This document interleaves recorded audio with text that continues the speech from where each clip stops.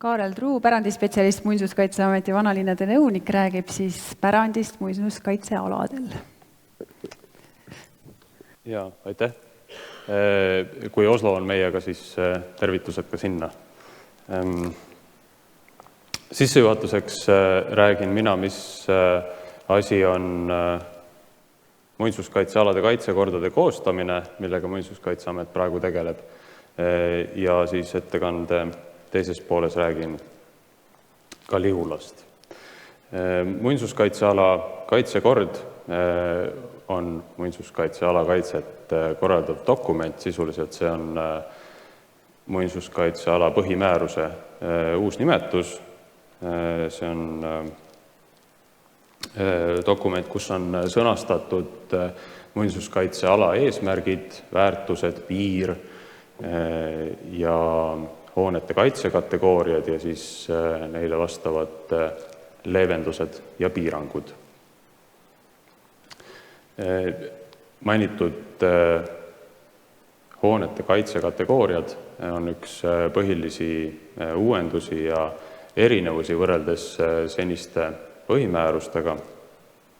Nimelt siis seeläbi on meil praegu võimalik juba muinsuskaitseala kaitsekorraga üldjoontes osutada neile vajalikele piirangutele, mis iga konkreetse hoone puhul kehtivad.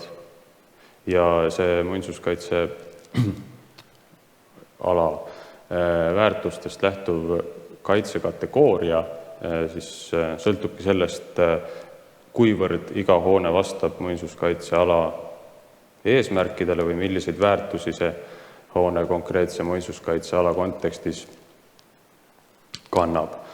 Siin on lihtsalt illustreeriv pakett nendest võimalikest dokumentidest, nende kujust. Et see materjal on põhjalik ja senisest detailsem. See mainitud kaitsekategooria, siis, nagu ma ütlesin, osutab sellele, et kas hoone on sisuliselt kultuurimälestise vääriline või on tal selline miljööd hoidev ja loov roll seal vanas linnakeskkonnas. Muinsuskaitsealade väärtused, need, mis on nimetatud muinsuskaitseala kaitsekorras ja mida me seal hoida soovime, on sisuliselt algusest peale samad olnud. Need on sõnastatud ajaloolaste ja muinsuskaitsjate poolt juba 1970. aastatel. Ja võib öelda väga suure üldistusastmega, väga suurelt ajaliselt distantsilt vaadates, et ka enamik Eesti muinsuskaitsealasid on üsna ühte nägu, nagu Lihula. Et on keskaegne kindlus, mille kõrvale on arenenud asula. Ja muinsuskaitse alade kaitse põhimõtted on ka olnud suunatud eelkõige just sellele linnade arengu vanemale otsale ja nii juba aastakümneid on otsuste kujundamisel ja kas väärtuslikuna või põhjalikult käsitletud eelkõige vähemalt teise maailmasõja eelseid hooneid. Ja olukorras, kus muinsuskaitseala oli äsja loodud, oli selline lähenemine tõenäoliselt õigustatud, aga täna peame me tegelema ka kõikide nende hoonetega, mis on rajatud muinsuskaitse institutsiooni enda nõudmiste järgi nendel kümnenditel, kui muinsuskaitsealad on eksisteerinud ja lisaks sellele ei ole põhjust arvata, et teise maailmasõja järgsete inimpõlvede loodu oleks ilma kultuuriväärtuseta. Seega on kaitsekordade koostamise raames võimalik ja on see vajadus vaadata otsa muinsuskaitsealadele terviklikult, vaadata seda hoonestust, mis seal asub ja uuesti koos kohaliku kogukonnaga lahti mõtestada, mis see on, mida me seal kaitseme. Püüda siduda see koha identiteediga ja see on ülimalt oluline selleks, et inimesed mõistaksid, miks pärandist lähtuvalt üldse mingeid piiranguid on tarvis seada. Selleks korraldab Muinsuskaitseamet igal muinsuskaitsealal kaitsekorra koostamise ajal avalikke üritusi, näiteks on pilt Paide üritusest, mille käigus on kohalikel võimalik kaasa rääkida, anda tagasisidet seni tehtud tööle ja lõppjärgus on kogu see dokument veel ka avalikul väljapanekul, mille ajal on veel kord kõigil võimalik kaasa rääkida. Selle dokumendi koostab Muinsuskaitseamet koos kohalike omavalitsustega ja sinna tööprotsessi on kaasatud ka erinevate valdkondade eksperdid. Praeguseks on selle tööga kõige kaugemale jõutud Pärnus, Tartus, Kuressaares ja Paides. Protsess on käivitumas ka Lihulas ja vaadates muinsuskaitsealade hoonestust tervikuna ja seda tööd, mis on Tartus, Pärnus, Kuressaares tehtud, siis saab öelda, et on võimalik leida veel täiendavaid väärtusi ja uusi aspekte vanade tuttavate linnade puhul, lisaks sellele, mis on siis juba 70-ndatel kivisse või määrustesse raiutud. Nii kooruvad uued ja võib-olla seni vähe tähelepanu saanud kihistused või miks mitte ka võimalikud kaubamärgid nagu stalinistlik Pärnu või ka stalinistlik Paide või täpselt samamoodi nüüd selles kaitsekorras ära märgitav Kuressaare postmodernistlik pärand või miks mitte ka 21. sajandi Tartu vanalinn. Ja liikudes edasi Lihulasse, siis kõigile on teada, et Lihula ajalooline linnasüda on enamike numbriliste näitajate poolest väiksem kui näiteks Pärnu või Tartu, aga see ei tähenda, et ta oleks kuidagi üksluisem või vähem kõnekas.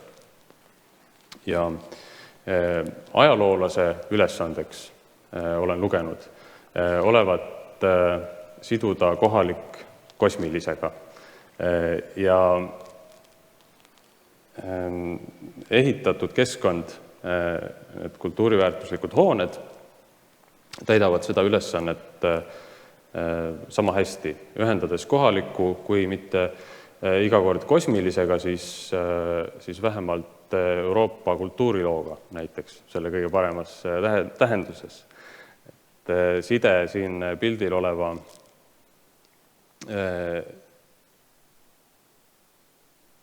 linnuse varemega või selle linnuse vareme ja läänest tulnud võõrvallutajatega või siis Euroopa kultuuriruumiga on otsene.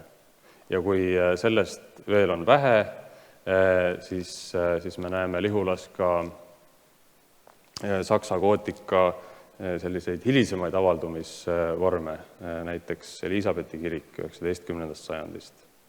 Aga seegi pole veel kõik, sest et Lihulas on jälgi ka 20. sajandi teise poole olulistest mõttevooludest.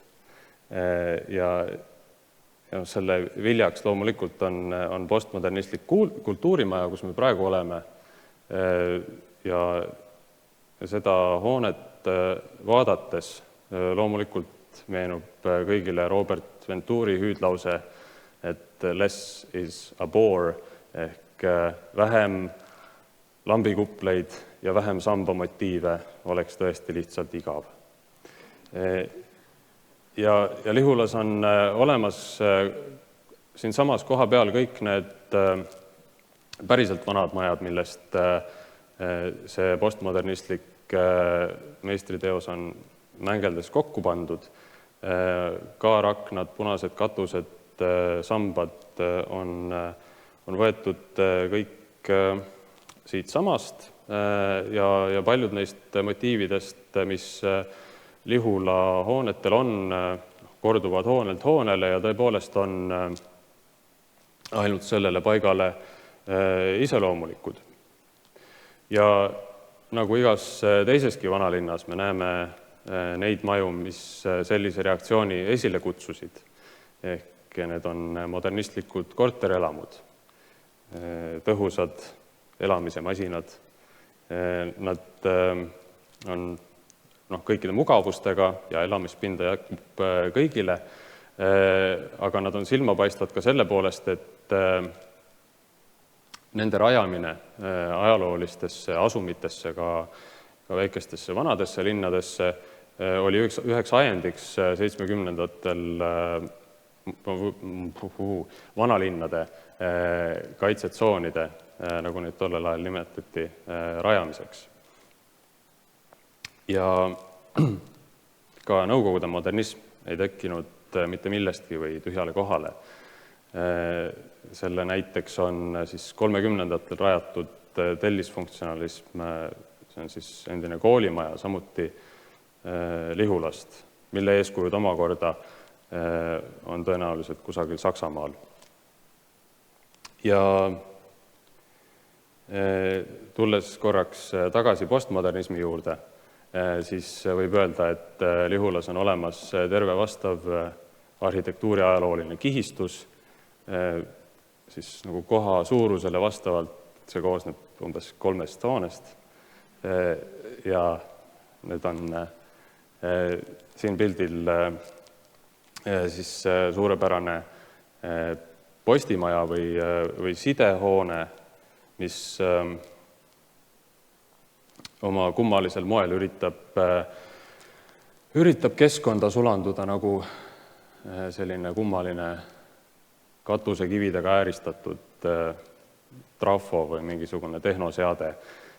Need katusekivid praeguseks on asendatud siis selle kiviprofiiliga plekiga, aga algne idee on endiselt olemas. Ja loomulikult mina arvan, et ka terve Eesti kontekstis tähelepanuväärne rahvakunstimeistrite koondise Uku hoone, mis asub Lihula ajaloolise keskuse serva peal, samuti muinsuskaitsealal. Need näited üpris uutest hoonetest, mida ma mainisin, sobituvad kõik kenasti sellesse sajandite vältel loodud linnapilti ja on ausalt omanäolised. Ja jätkates võib-olla Juhan Maistelikult võib öelda, et mitme nii-öelda täitsa tavalise Kuressaare hoone klassitsistlikest proportsioonidest peegeldub antiiktempel või vähemalt siis selle Tsaari Venemaa tüüpprojektile löödud 2 peaga kotka tempel. Ja selliseid maju on Lihulas mitmeid. Ja kokkupuude antiigipärandiga seisneb tänapäevalgi sageli ja enamasti varemete imetlemises ja minek Grand Tourile näiteks 18. sajandi Euroopas oli oluline osa haridusteest ja võib öelda küll, et sarnase elamuse hääbuva ehitise kunagist hiilgust ja võlu nautides selle saab kätte ka Tallinna maanteelt Püha Neeva Aleksandri kiriku müüride juurest. Kokkuvõttes ma tahan öelda,